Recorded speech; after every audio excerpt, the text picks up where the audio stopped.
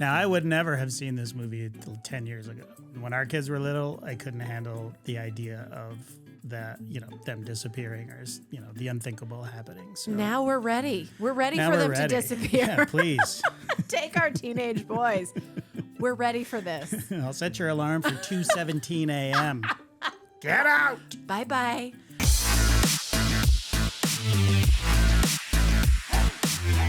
Hello, this is Thumb War. We need to warn you, there will be spoilers today. We are doing a deeper dive review into weapons.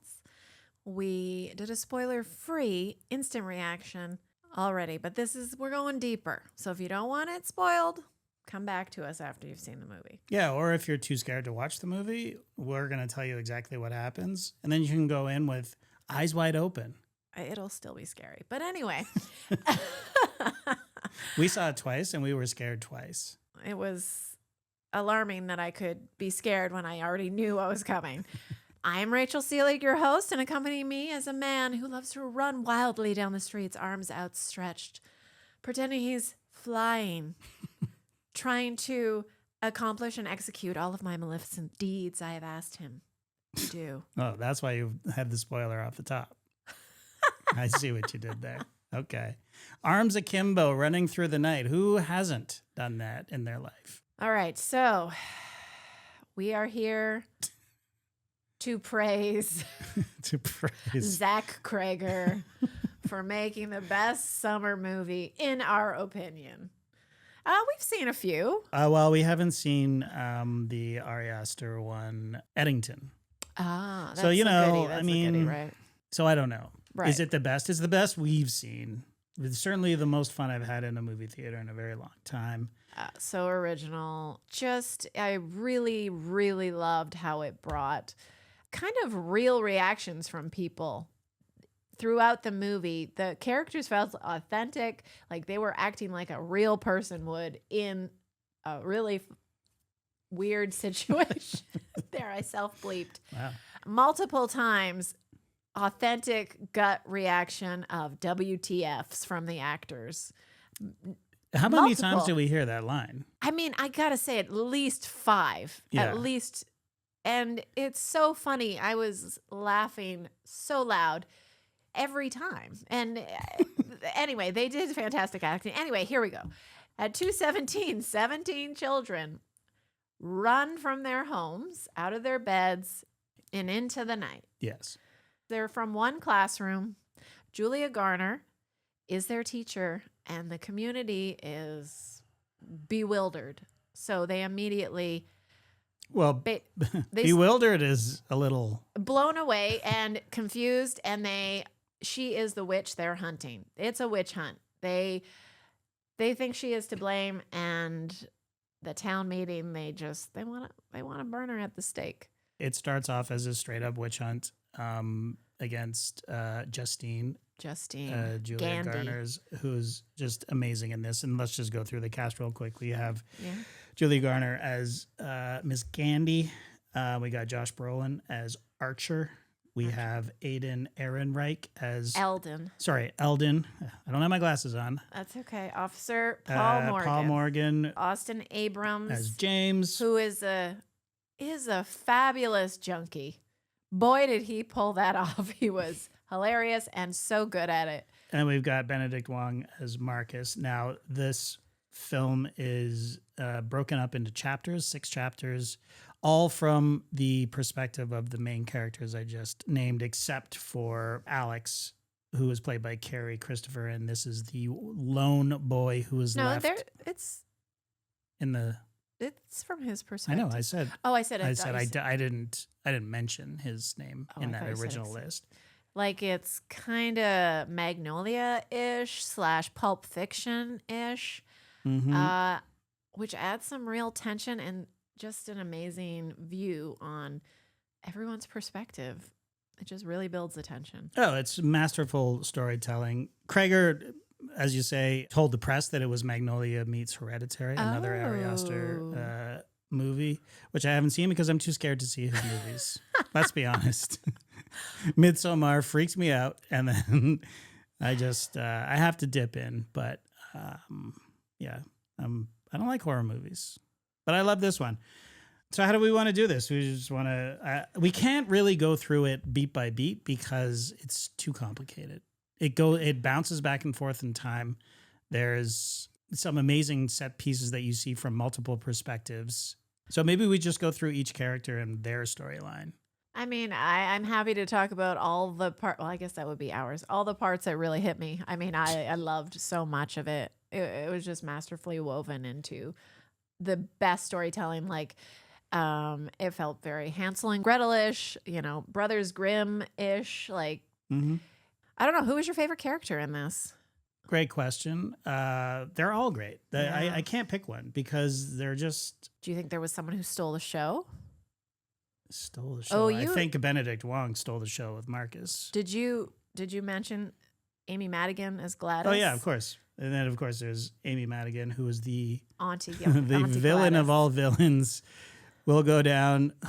This is going to be a massive Halloween costume this year, I think. Oh, my God. Perfection. Yeah. Just sort of, well, she's a witch. I mean, we said we were going to spoil this. She's a witch. She is dressed in like a nylon 80s style tracksuit, I guess. Yeah. And a hilarious wig and garish, basically clown makeup. Almost Joker-like. Yeah. The way her application of the makeup is put on. Just a pale face with really messy red lipstick on, and she's sweet as pie and fake as beep. And some of the moments, like when she goes in, because she has to go in to talk to Marcus, or Benedict Wong is the principal of the school. And the interaction between them and the woman who brings her into the office, so funny. Oh, her entrance into the story in real life. She's peppered in through in nightmares and sort of appears randomly. There's one point where James thinks he sees her, or maybe does see her. She's just randomly in the woods. It's amazing. Like, it's great. We start with Justine, who is the teacher. We first really meet her at this town hall, right? Yeah. And she's got some alcohol issues. So yeah, there's a lot of good, like, you get to know all these characters very well by him showing the perspective. So you feel invested in every single one of them. I don't know how many horror movies you get that kind of close to each character to know them and really care if they're dead or not in the end. Yeah, they're not just sort of cardboard standouts of. I mean, look, I hesitate to even call this a horror movie, although that's exactly what it is. But it's way more than that. Like a mystery thriller. Yeah, but we're talking like prestige. P.T. Anderson could have directed this. You know what I mean? The cast is so great, and the direction is so amazing. And as you say, the characters are all real. They feel real. They all have flaws. They all have demons. They all have something going on with them. And Justine is no exception. Yes, she seems to be a very good teacher. But as you say, she might have a problem with alcohol. It's hard to say because I'd probably drink a couple of bottles of vodka every night if I was being accused of being a witch. You know what I mean? And she's being terrorized. But yeah, she's got a little bit of an issue with alcohol. But she's a genuinely good person who is the victim of, first of all, this horrible tragedy within her classroom of all the kids disappearing. But now the town coming. We left that out. There is one child that is left in her classroom. Correct. That's Alex. We'll get to him. Justine is being terrorized.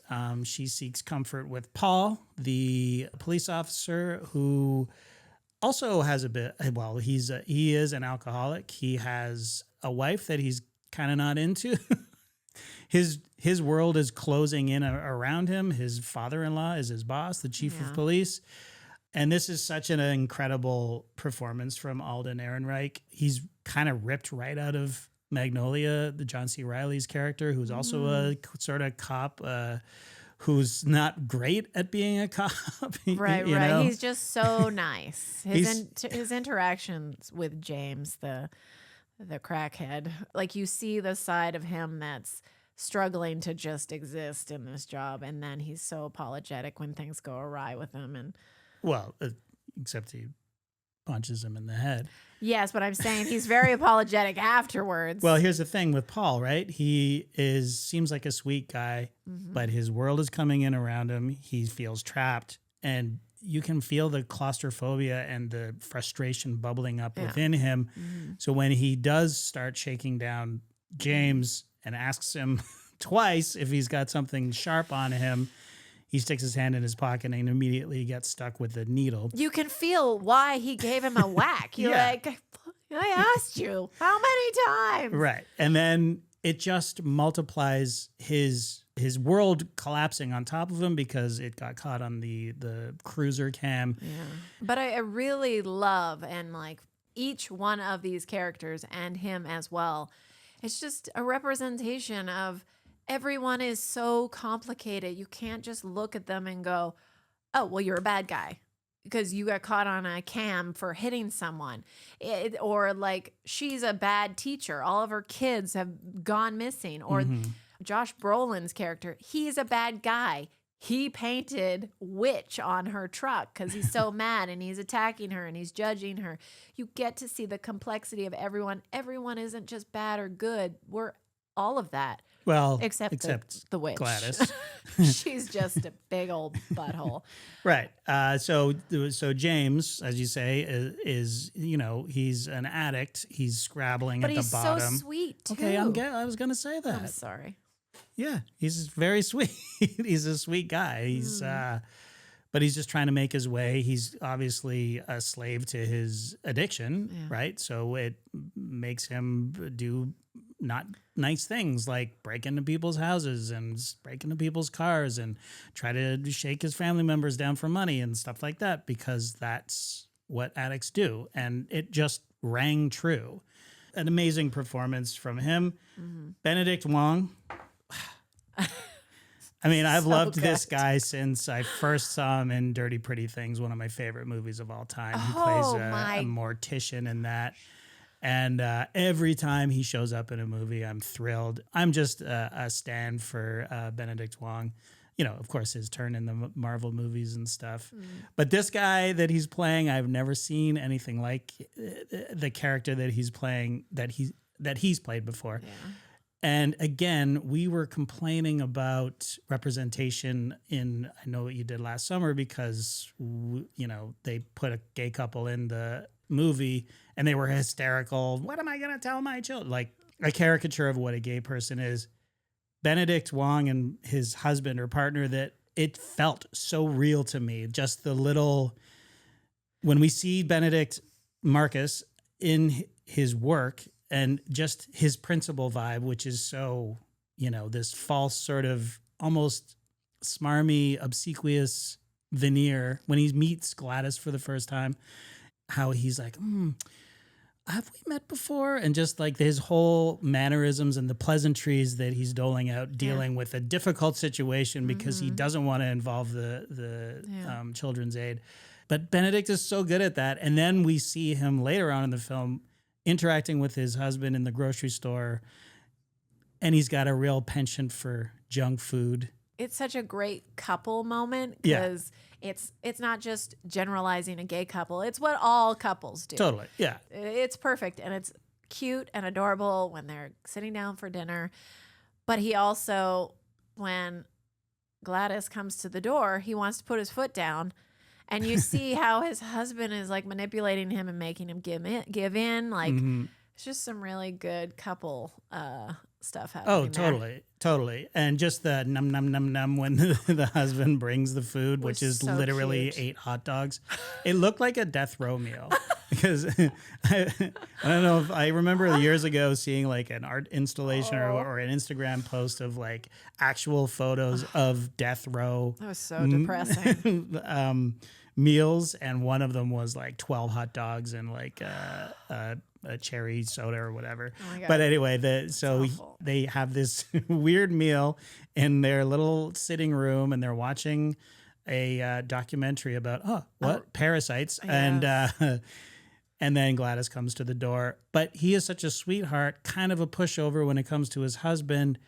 he comes off as weak and sort of, okay, I guess you want a bowl of water? I'll get you a bowl of water. But it's just so masterful from Cregger because then she puts the spell on him and he murders his husband by headbutting him to death in the most brutal way. Yeah. And it's so effective because Marcus is such a kind of a sweetheart. You know what I mean? Oh, it's so disturbing because you've already fallen in love with Marcus and his husband because you're like, I know you. We are you. No. Well, but the thing is as well, because of the nature of the chapter storytelling, we already know that he loses it and he goes after. Yeah. We see him earlier in the movie, like completely under the spell of Gladys, bloodshot eyes, wild eyes, blood all over his face. So we know something terrible has happened or is about to happen. You just don't want to. But it's happen. just, it's so great when it, as you say, it is very disturbing. It's very menacing. This sort of head case woman appears at the door, and then his husband is dead, and he is running wild in the streets. Yeah. It's shocking. It's so goddamn fun. Once it's sort of revealed, and this is sort of another choice that I loved. Cregger just tells us what's going on. Yeah, by the third act is we've already know what's happening, and then it's like I leaned forward in my chair, going, "Okay, this is awesome. Like now I'm having fun."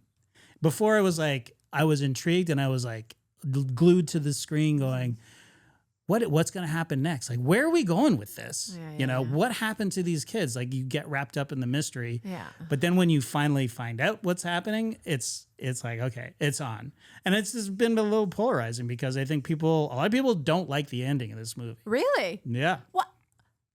You mean the most satisfying ending of all movies of all time? Well, it's very violent. Yeah, but my God, it's like Hansel and Gretel just fucking took care of business. Bleep. It is so funny watching those kids run amok like fucking speeding psychos.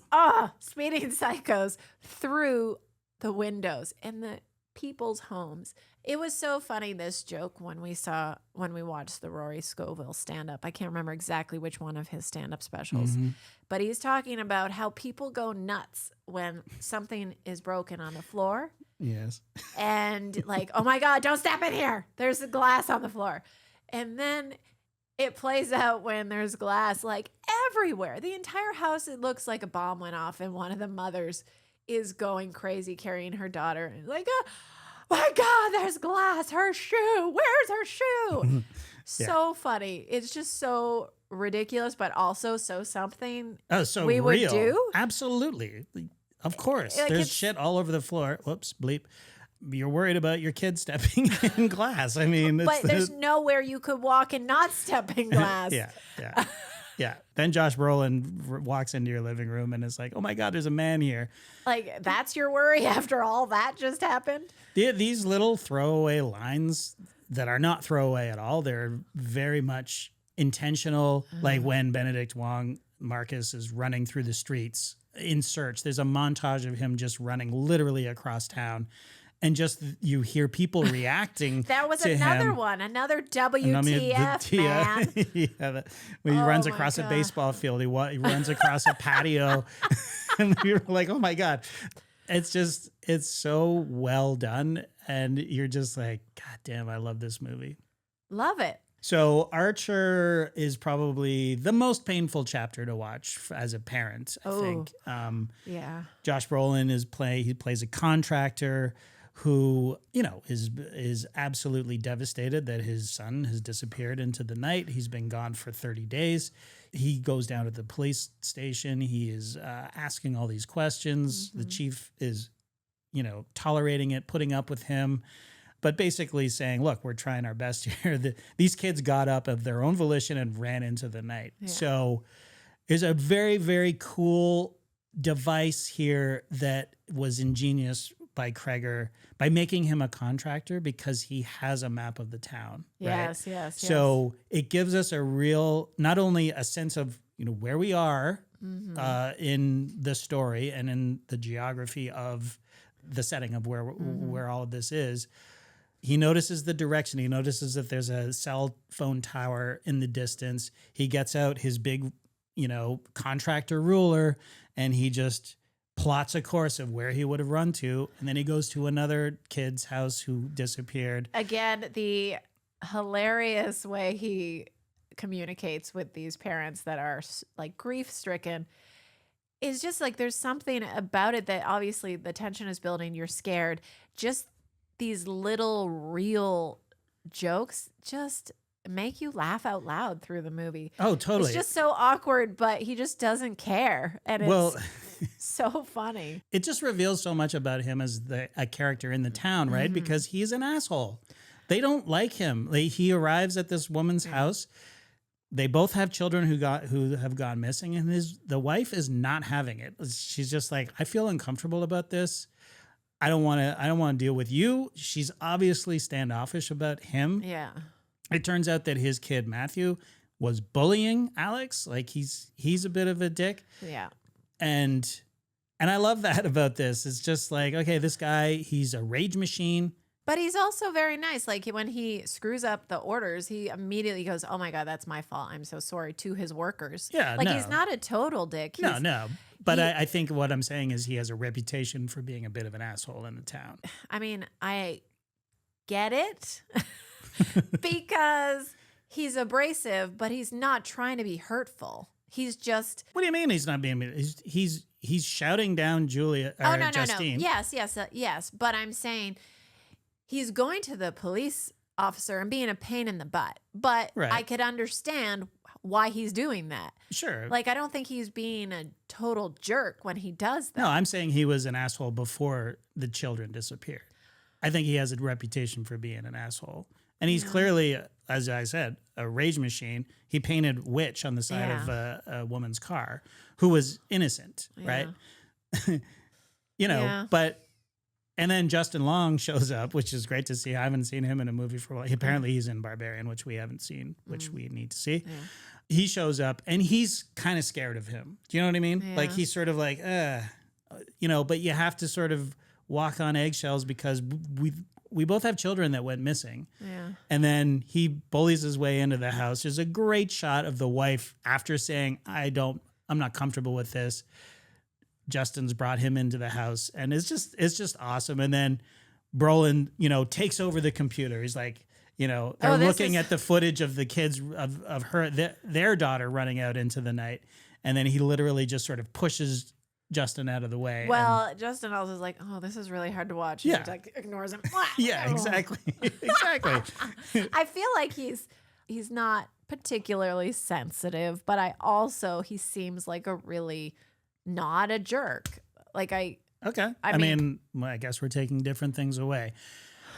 The other part of this is the regret that he feels for not showing affection to his child. Like there is a really moving scene actually where it's a dream sequence, but he is, expressing his regret for not saying I love you or, not, being there in a warm way, it felt like. Which explains, again, the bullying. Sure, the seeking of attention if you're not getting what you need from home. Totally. But the way that dream sequence ended killed me. Like, for numerous reasons. It scared me to death, and then he was hilarious, and I was laughing so loud in the theater. So... When Gladys appears. And I... Yeah. Oh, and then he wakes up and says, "What WTF?" Yeah, this is great because we were all thinking it. There's also a very surreal moment in that particular dream sequence where I want to say AK-47 appears in the clouds above the house, and it's got 217 imprinted on the gun itself. And then it just disappears. Now, you had some theories. When a full classroom of kids disappear, it's normally from a school shooting. Yeah. So, you could easily make that connection. Sure, absolutely. It's not like he's beating you over the head with it. It is in a dream sequence. Right. So. It is odd. It's very, David Lynch or.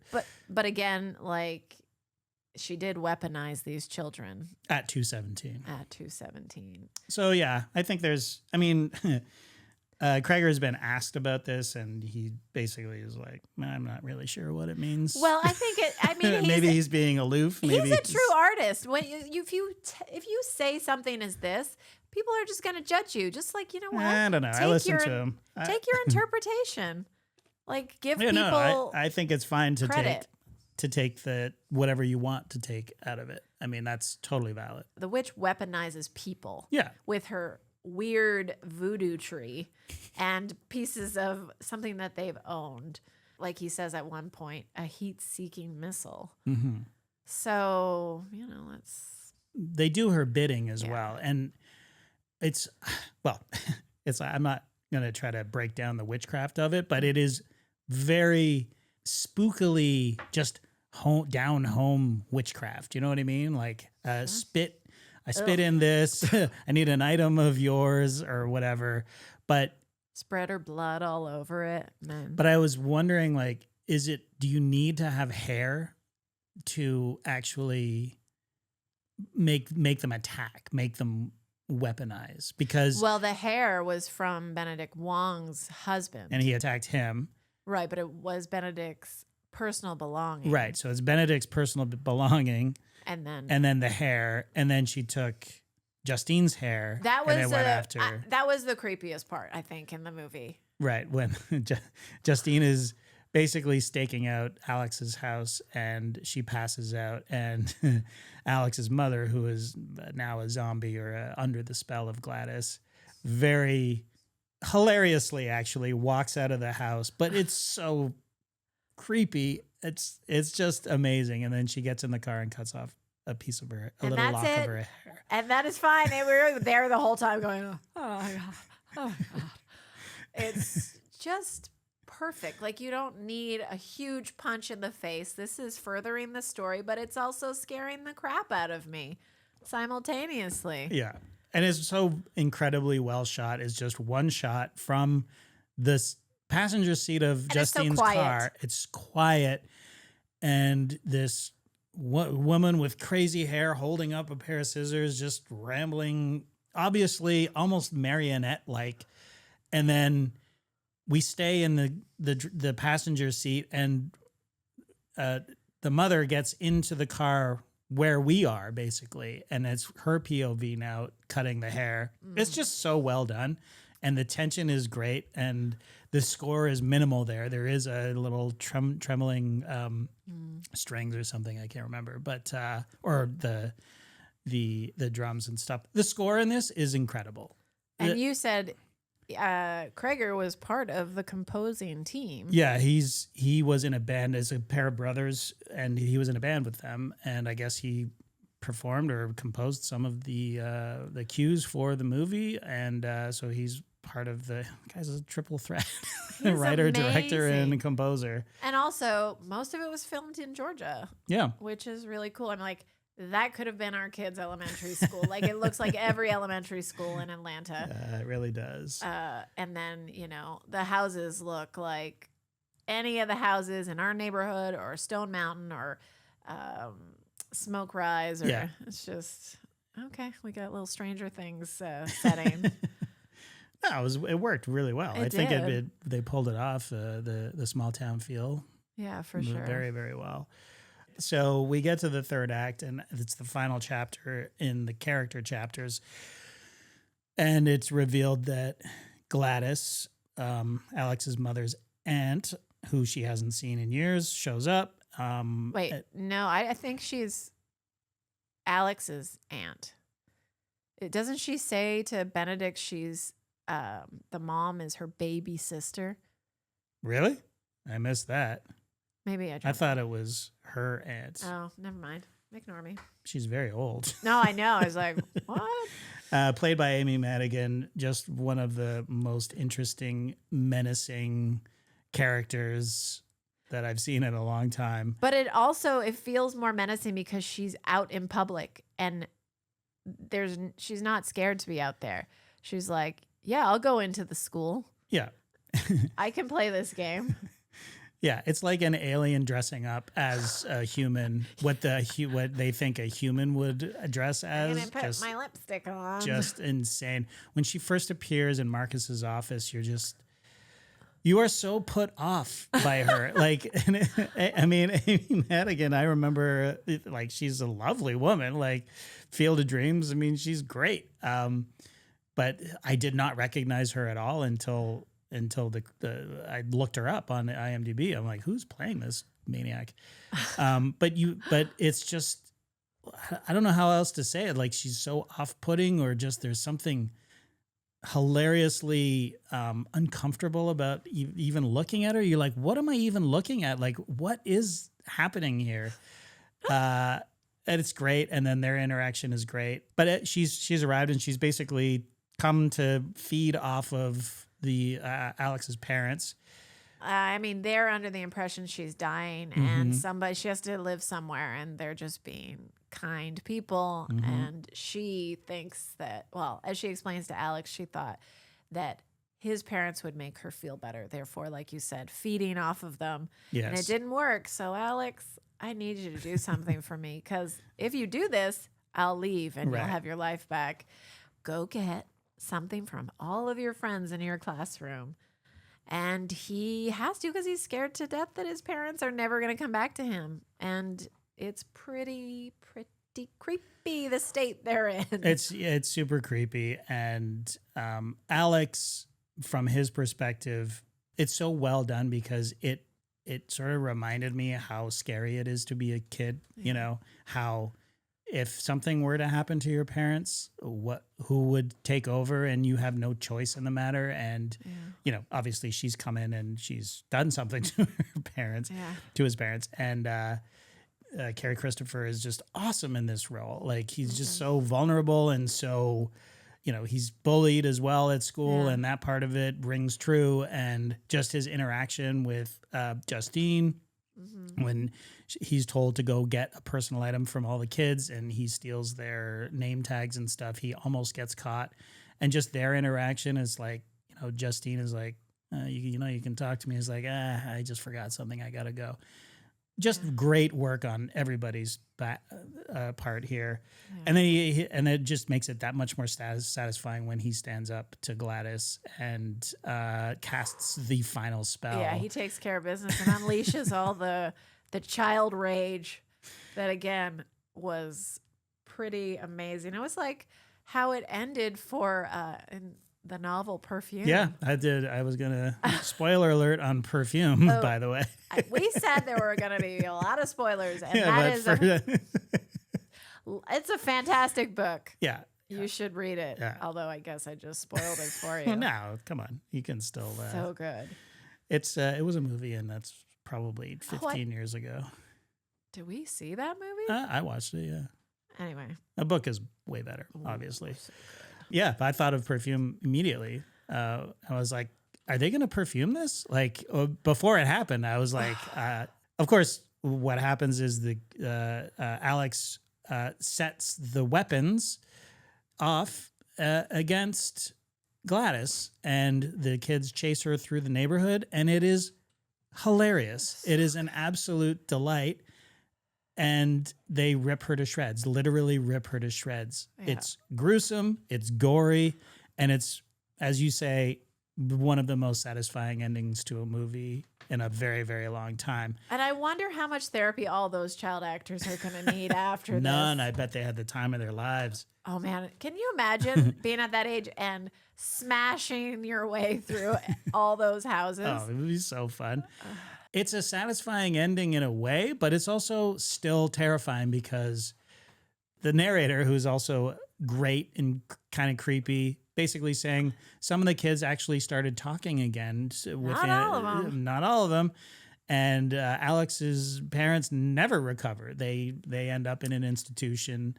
And so it's scary. It's spooky.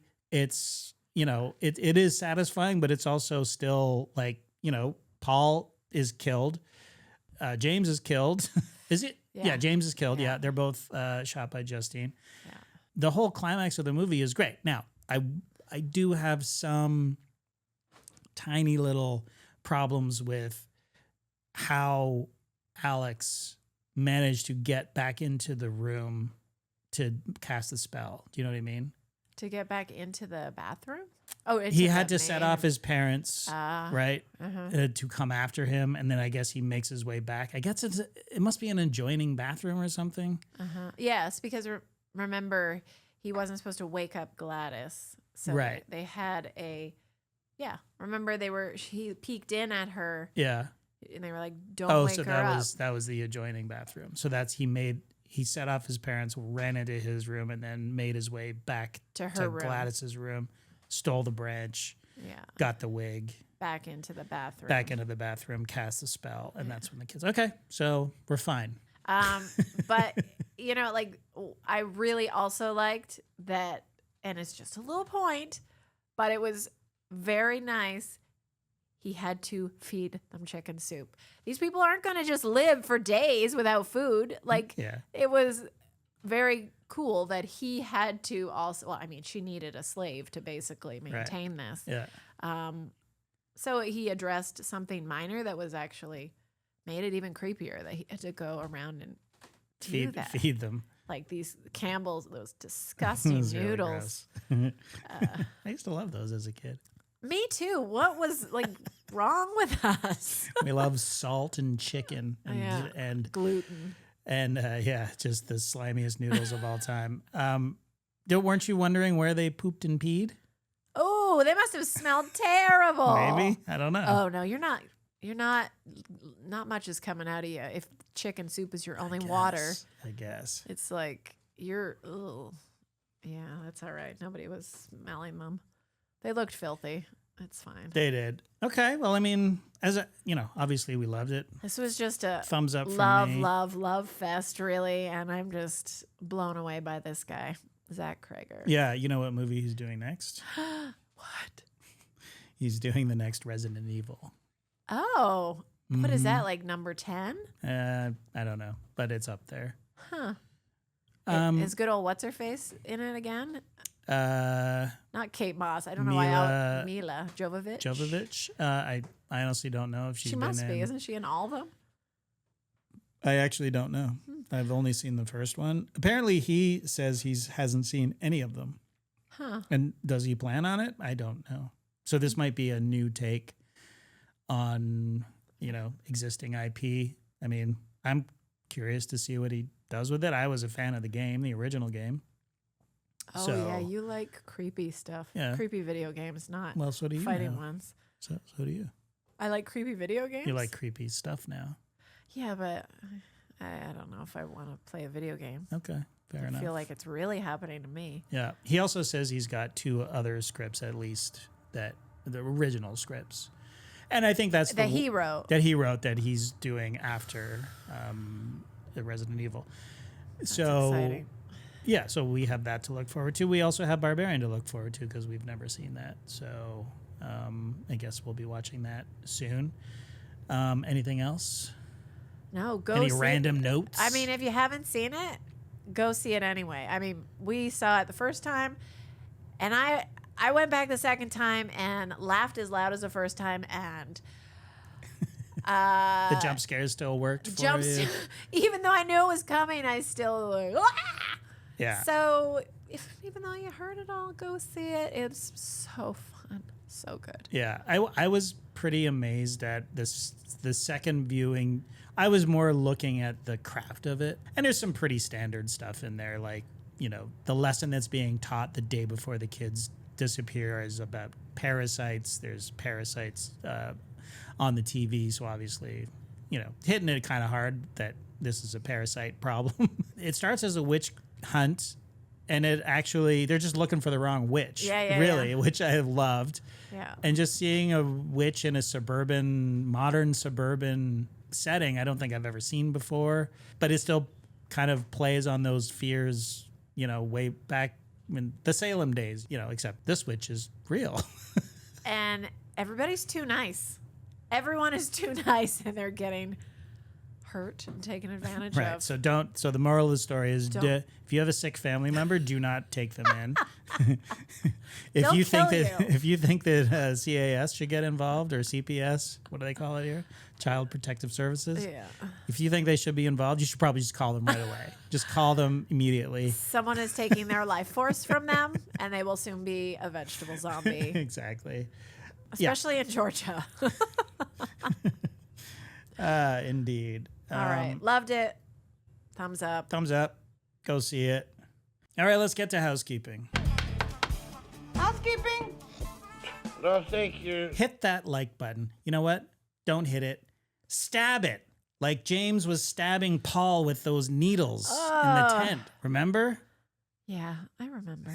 That was disturbing. probably the one that made me. Ugh. I was just glad he didn't get him in the eyeball. That would have been too much. Hey, don't wait like Archer did to tell us that you love us. Leave a 5-star review now, because you never know. You never know. You might not get the chance. We could disappear in the night. Some basement in suburban Georgia. Yeah, tell us now. So leave us a 5-star review on iTunes. You can email us at thumbwarepod@gmail.com. Join the Patreon for bonus episodes. That's right, bonus episodes. And we don't just talk about movies. We hardly talk about movies. We just talk about our lives and complain about stuff. We talk about whatever we want, and we also talk about things you've emailed that you want us to talk about. That's right. We gave some pretty terrible relationship advice in the last episode. I don't think it was terrible. I think it was perfect. I don't know. I felt bad about it. Once it was released, I was like, ugh. I don't know. I think it was accurate. Okay. And all right. I have faith in our judgment. Join the Patreon to hear that. Again, you'll get minimum 2 episodes a month, right? And at this rate, it's more, but yeah. Well, and all the ad-free content. Yeah, ad-free. I mean, I think that's the way to go. The Hangouts. Yeah. There's one coming up. Yeah, if you're in the top 2 tiers, then you get invited to our monthly Hangout. Every second Wednesday, we do a Hangout. Now, listen, we're moving away from Zoom because I lost my job. I didn't lose it. I did lose it. I'm not working right now, so I can't do the pro version of Zoom. So we're moving over to Google Chat, I think. Okay. Yeah. So that's what we're going to do this month, and we'll see how that goes. So that's every second Wednesday, you'll get invited, and we'll just hang out. It's like a town hall meeting without Josh Brolin yelling at you.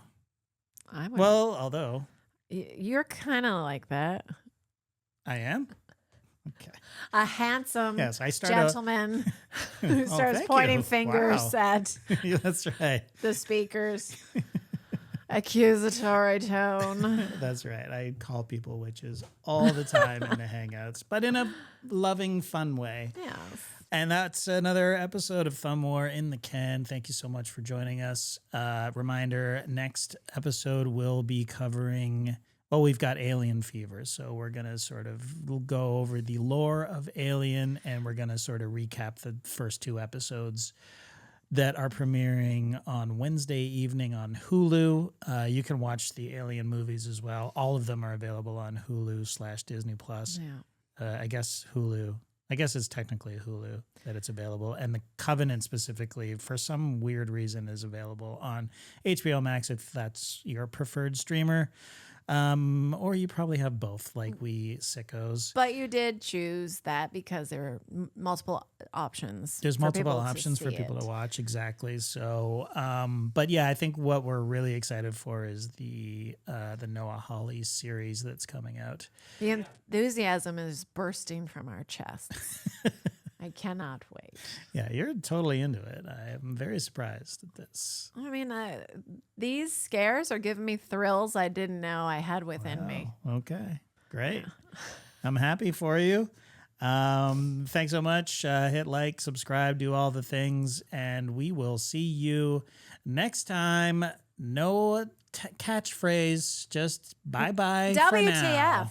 WTF. Don't forget, send any questions or anything you want us to talk about on the Patreon episodes. We'll talk about anything. Yeah, you should probably say the email. Oh. thumbwarepod@gmail.com. You're always so reluctant to end the show. It's the highlight of her week, folks. Samwarpod.com. Bye. Bye. Love you.